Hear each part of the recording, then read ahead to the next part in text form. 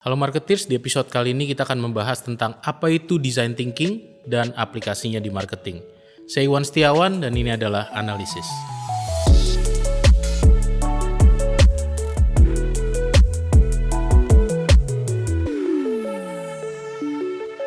Apa itu design thinking? Pendekatan populer ini pada dasarnya adalah sebuah pendekatan yang human-centric, artinya berpusat pada manusia. Perlu pendekatan empati yang sangat besar untuk memahami apa kira-kira pain dari customer kita dan kemudian mencari solusi dari problem tersebut. Ini adalah komponen human centricity dari design thinking. Komponen kedua adalah bahwa design thinking ini adalah sebuah proses, di mana seringkali perusahaan butuh bereksperimen. Mereka harus menciptakan prototipe, kemudian dites kepada pasar, dan kemudian diiterasi sampai ketemu produk yang sempurna. Dan seringkali untuk bisa melakukan prototyping, eksperimen yang komplit, mereka butuh tim yang multidisipliner. Artinya harus ada orang yang bisa menguasai produksi, ada yang bisa menguasai marketing, ada yang bisa menguasai sales, ada yang bahkan perlu menguasai berbagai aspek lain seperti legal dan finance. Salah satu contoh paling populer dari hasil sebuah design thinking adalah botol kecap atau botol saus yang sering kita lihat memiliki packaging dengan model baru. Jika biasanya kita melihat bahwa botol-botol pada umumnya memiliki tutup di atas, sehingga ketika kita ingin menuang kita harus membalik tutup tersebut, dan kadang-kadang untuk bisa sampai last drop atau tetes terakhir, kita kadang-kadang suka menaruhnya terbalik.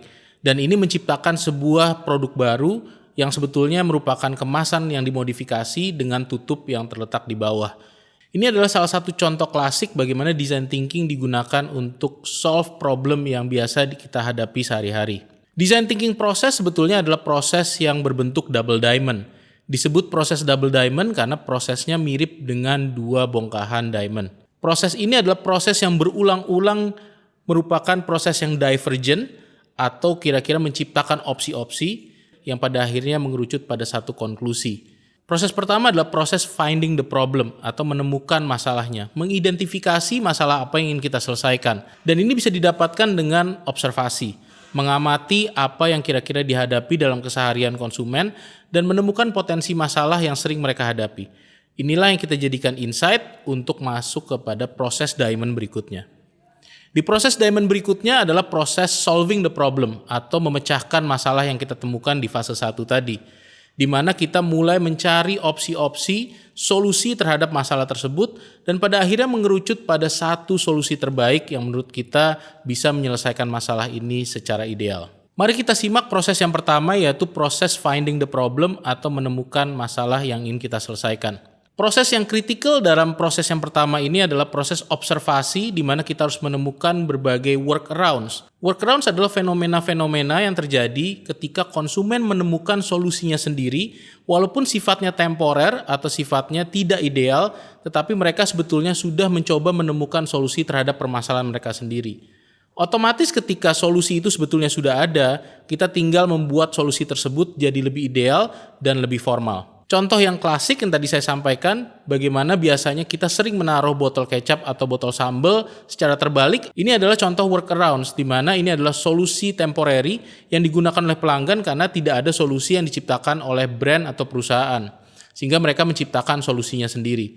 Atau misalnya kalau kita melihat ada double forklift, di mana ketika forklift itu tidak bisa mencapai tinggi tertentu, banyak perusahaan yang men-stack atau menumpuk dua forklift untuk sampai pada titik yang tinggi.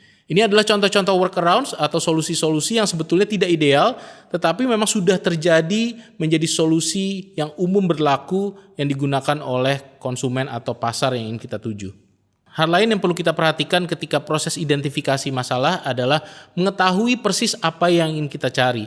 Contohnya adalah Swiffer, sebuah produk dari Procter & Gamble atau P&G, di mana awalnya mereka mencoba mencari solusi pengganti dari ember dan pel yang biasa kita gunakan untuk mengepel lantai. Ketika itu mereka menemukan masalah bahwa banyak pelanggan mereka itu kesulitan untuk menggunakan pel dan ember karena seringkali ketika sudah kotor, maka lantai yang mereka pel akan tambah kotor dan bukannya malah tambah bersih. Solusi pertama yang mereka cari adalah solusi mencari sabun yang lebih baik.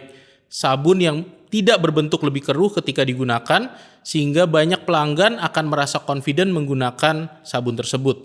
Tetapi mereka tidak berhasil menemukan solusi yang terbaik. Dan malah ketika mencoba mencari solusi lain, mereka akhirnya menemukan bahwa solusinya bukan pada sabunnya, tetapi pada bentuk pelnya. Dan itu terjadi ketika mereka mengobservasi salah satu rumah pelanggan, mereka menemukan bahwa seringkali pelanggan itu melap lantai mereka ketika kotor dengan baby wipes atau tisu basah yang sering kita gunakan untuk baby. Sehingga mereka mulai berpikir apabila pel itu sebetulnya bisa bentuknya disposable dan bisa bentuknya wet maupun dry yang akhirnya menjadi cikal bakal produk inovatif mereka yang disebut sebagai Swiffer. Proses kedua adalah proses memecahkan masalahnya atau solve the problem. Di sini melibatkan proses menciptakan prototype atau bentuk sederhana dari sebuah produk yang bisa dilihat-lihat oleh pelanggan dan kemudian mereka bisa memberikan masukan. Lihat saja misalnya contoh bagaimana ketika awalnya G-Shock diciptakan, G-Shock itu sebetulnya mempunyai prototype yang sangat tebal dan sangat tidak mungkin digunakan di tangan seseorang. Tetapi ketika mereka menciptakan prototype tersebut, mereka bisa menemukan banyak feedback dari pelanggan karena pelanggan bisa memegang dan melihat produk yang mereka visualisasikan secara nyata. Dan ini adalah pendekatan terbaik untuk melakukan konsep test atau product test. Ketika kita memiliki banyak opsi dan sudah beriterasi menciptakan banyak sekali prototipe, pada akhirnya kita harus mencari solusi terbaik. Dan solusi terbaik itu biasanya ada di persimpangan atau intersection dari 3 hal. Yang pertama, apakah produk tersebut desirable atau tidak, artinya diinginkan atau tidak oleh pelanggan. Dan yang kedua adalah apakah produk tersebut visible atau tidak, apakah kita bisa memproduksi produk tersebut atau tidak. Dan ketiga adalah apakah secara finansial masuk akal, apakah kita bisa make money dari produk tersebut. Jadi tidak hanya diinginkan oleh pasarnya, tetapi juga kita mampu memproduksinya dan pada akhirnya bisa make money dari produk tersebut. Inilah intersection dari best solution yang menjadi ciri khas dari design thinking. Dan komponen terpenting dari sebuah design thinking proses adalah perlunya multidisciplinary team. Bayangkan ketika Anda ingin berpikir secara divergent atau menciptakan opsi-opsi, maka Anda butuh tim yang memiliki pengalaman yang berbeda-beda dan background yang berbeda-beda. Dan bayangkan juga ketika Anda ingin membuat sebuah prototype, Anda butuh sebuah tim yang punya kapabilitas komplit, di mana ada orang produksi di sana, ada orang marketing dan sebagainya. Inilah syarat utama dari sebuah design thinking proses. Lantas bagaimana design thinking ini diaplikasikan di marketing? Yang pertama adalah biasanya dalam new product development atau penciptaan produk baru. Dan kita sering melihat contoh klasik seperti bagaimana iPhone didesain sehingga menciptakan sebuah handphone yang ideal untuk penggunanya. Contoh yang paling klasik adalah contoh ride hailing seperti Gojek, di mana banyak pelanggannya mengalami masalah yang sama, yaitu kesulitan untuk mengorder ojek yang sama secara rutin. Sehingga diciptakanlah sebuah platform di mana kita bisa order ojek secara digital. Dan ini adalah contoh design thinking proses yang akhirnya menciptakan sebuah inovasi produk. Yang kedua adalah dari sisi customer experience design.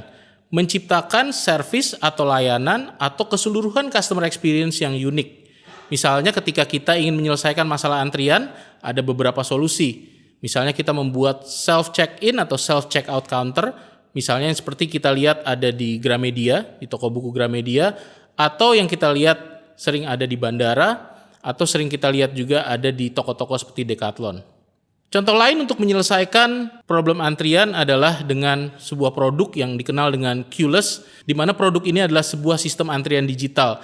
Orang tidak perlu berdiri di sebuah garis antrian, tetapi tinggal mengantri secara digital dan ketika waktunya mereka tiba, mereka akan dapat reminder. Terakhir adalah marketing untuk mendesain sebuah campaign. Salah satu contohnya adalah campaign The Friendly Twist oleh Coca-Cola, di mana mereka melihat sebuah masalah bahwa banyak anak muda zaman sekarang, generasi Z, kebanyakan terlalu fokus pada gadgetnya, jarang berinteraksi satu sama lain, dan akhirnya mereka menciptakan sebuah campaign yang utamanya adalah mengharuskan mereka yang ingin minum Coca-Cola untuk bisa membuka tutup botolnya harus bisa berdua atau berinteraksi dengan orang lain.